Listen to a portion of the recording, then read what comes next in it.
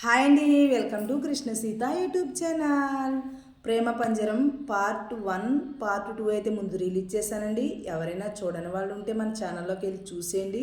అలానే మన ఛానల్ని ఎవరైనా కొత్తగా చూసేవాళ్ళు అయితే సబ్స్క్రైబ్ చేసుకోండి. వీడియో నచ్చితే లైక్ చేయండి. అలానే పార్ట్ 3 అయితే ఈరోజు రిలీజ్ చేస్తున్నానండి. అప్పుడు వంశీ అంటాడు, నీకన్నీ వివరంగా తర్వాత చెప్తానురా. నా ప్రాణ స్నేహితుడు నువ్వు లేకుండా ఏనాడైనా ఏ పనైనా ఎక్కడికైనా వెళ్ళానేంట్రా అని చెప్తాడు. అప్పుడు మధు అంటాడు, ఇంత సడన్గా ఈ పెళ్లి చూపులేంట్రా అంటాడు. అప్పుడు వంశీ అంటాడు, ఏమో నాకు మాత్రం ఏం తెలుసు, నాకు తెలిసిన వెంటనే నీ ఫోన్కి మెసేజ్ పెట్టా అని చెప్తాడు.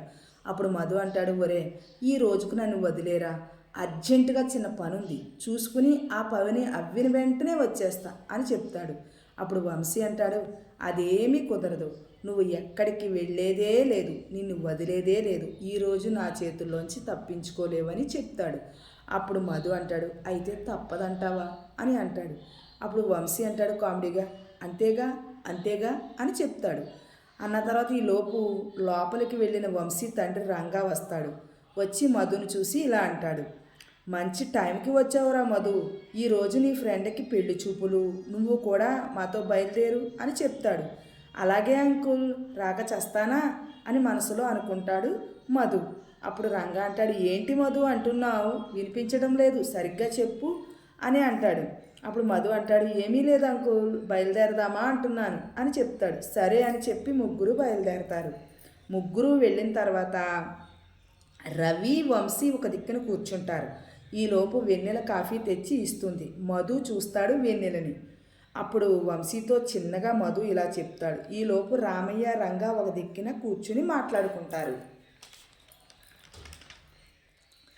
మధు అంటాడు, ఒరే వంశీ, ఒక్కసారి చూడరా, మా చెల్లి చాలా బాగుంది, ఇప్పుడే ఆకాశం నుంచి దిగి వచ్చిన దేవకన్యలా ఉందని చెప్తాడు.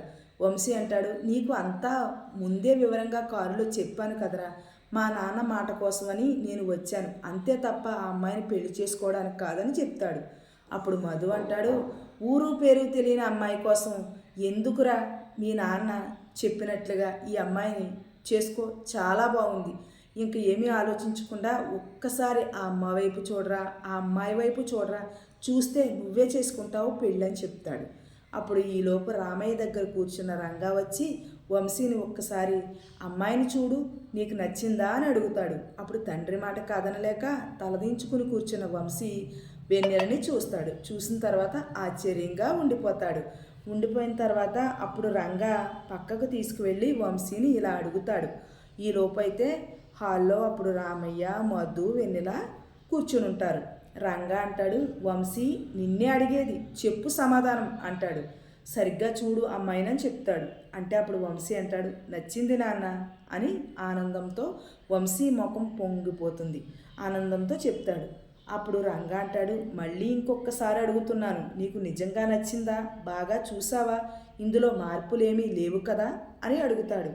అప్పుడు రంగా వంశీని అడిగిన తర్వాత అప్పుడు వంశీ అంటాడు, నిజంగా చెప్తున్నాను నాన్న, ఈ అమ్మాయి నాకు చాలా చాలా బాగా నచ్చింది, ఇందులో ఎటువంటి మార్పు లేదు, నేను ఈ అమ్మాయినే పెళ్లి చేసుకుంటాను, సరేనా నాన్న అని చెప్తాడు వంశీ నాన్నతో. అప్పుడు వంశీ నాన్న రంగా ఇలా అంటాడు, ఎంత తీయని వార్త చెప్పావురా, నీకు ముందే చెప్పాను కదరా ఆ అమ్మాయిని చూస్తే వద్దనవని అని చెప్తాడు.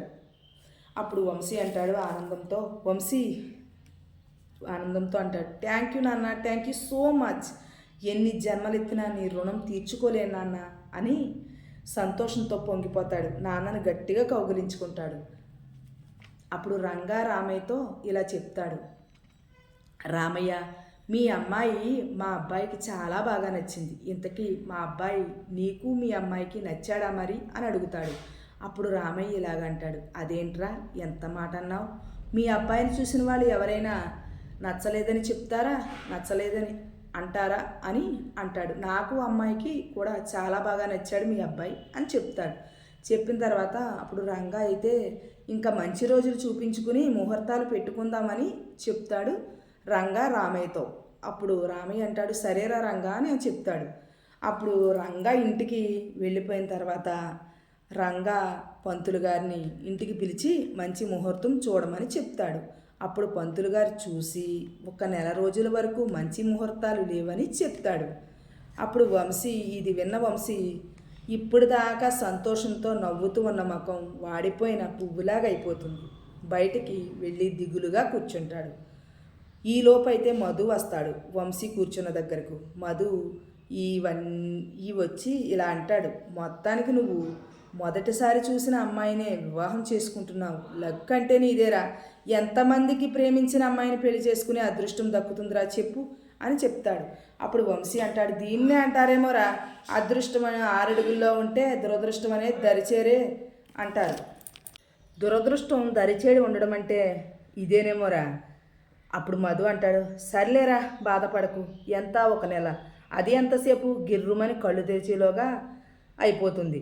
నీకు ఒక ఐడియా చెప్పనా, ఈలోపు మా చెల్లికి ఒక ఫోన్ అయితే కొనిచ్చి రోజు మాట్లాడు అని చెప్తాడు. వంశీ అంటాడు, వద్దురా, ఏమైనా అనుకుంటారేమో అని అంటాడు. అప్పుడు మధు అంటాడు, ఒరే నువ్వు ఇంకా ఎక్కడున్నావురా, ఈ రోజుల్లో ఇదంతా కామన్ అంటాడు. వంశీ అంటాడు, అంతేనంటావా? ఒరే మధు, నాకు తోడుగా నువ్వు రావాలిరా. ఏదైనా సరే మనం ఇష్టమైన వాళ్ళతో మాట్లాడేటప్పుడు మనకు టైం అనేది తెలియదు. అదే ఇష్టమైన వాళ్ళ కోసం ఎదురు చూసేటప్పుడు టైం అనేది తొందరగా గడవనట్టుగా అనిపిస్తుంది. నువ్వన్నట్టు చేసేదేమీ లేదు, సరేరా వెళ్దాంరా అని చెప్పి ఇద్దరు వెన్నెల ఇంటికి వెళ్తారు. వెన్నెల లోపల ఉంటుంది. మధు రామయ్య గారు అని పిలుస్తాడు.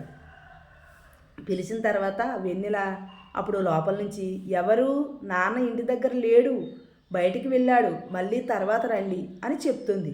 అప్పుడు ఈలోపు బయట నుంచి రామయ్య వస్తాడు. అప్పుడు వీళ్ళిద్దరినీ చూసి వంశీని ఇలా అంటాడు రామయ్య, అయ్యో అల్లుడు గారు ఇలా బయటే నుంచి ఉండిపోయారే, లోపలికి రండి కూర్చోండి అని చెప్తాడు. అప్పుడు రామయ్య, వెన్నెల అల్లుడు గారు వచ్చారు, కూల్ డ్రింక్ తీసుకురామ్మా అని చెప్తాడు. అన్న తర్వాత అప్పుడు లోపల నుంచి కూల్ డ్రింక్ తీసుకొచ్చి ఇస్తుంది. ఆ తర్వాత మధు వంశీ ఒకరినొకరు సైగలు చేసుకుంటారు. ఇవన్నీ రామయ్య చూస్తాడు. చూసి ఇలా అంటాడు, అల్లుడు గారు దేనికో ఇబ్బంది పడుతున్నట్టున్నారు అని చెప్తాడు. అప్పుడు మధు అంటాడు, అది కాదు బాబాయ్, నా ఫ్రెండు. అప్పుడు మధు రామయ్యని ఇలా అంటాడనమాట, అది కాదు బాబాయ్, నా ఫ్రెండు మా చెల్లితో మాట్లాడడం కోసమని, అదే వెన్నెల నాకు చెల్లెలవుతుంది కదా, అందుకే అలా అన్నా. నా చెల్లి కోసం ఫోన్ గిఫ్ట్గా తెచ్చాడు, అది ఇవ్వడానికి ఇబ్బంది పడుతున్నాడు, మీరు ఏమైనా అనుకుంటారేమోనని సంకోచిస్తున్నాడు అని చెప్తాడు. రామయ్య ఇలా అంటాడు. అప్పుడు మా వెన్నెలకి కొత్త వాళ్ళతో మాట్లాడాలంటే చాలా బిడియంగా ఉంటుంది. సర్లే, తెచ్చింది కాబోయే భర్త కాబట్టి తీసుకుంటుంది. మా వెన్నెల ఎవరితోనైనా సరే తక్కువగా మాట్లాడుతుంది, మీరేమీ అనుకోవద్దు అని అంటాడు. వంశీ రామయ్యతో ఇలా అంటాడు, ఏమనంటే, వంశీ, ఒకరికొకరు ఇలా ఫోన్లో మాట్లాడుకుంటూ ఉంటే ఒకరి అభిప్రాయాలు ఒకరికి తెలుస్తాయి, అర్థం చేసుకున్న వాళ్ళం అవుతాం. మీరు పర్మిషన్ ఇస్తే, మీకు అభ్యంతరం లేకపోతే వెన్నెలని గుడికి తీసుకువెళ్ళి వచ్చేటప్పుడు అలా సరదాగా తిరిగి వస్తాం మామయ్య అని చెప్తాడు వంశీ రామయ్యతోటి. అప్పుడు రామయ్య ఇలా అంటాడు, ప్లీజ్ లైక్, సబ్స్క్రైబ్. మిగతా స్టోరీ పార్ట్ 2, 4.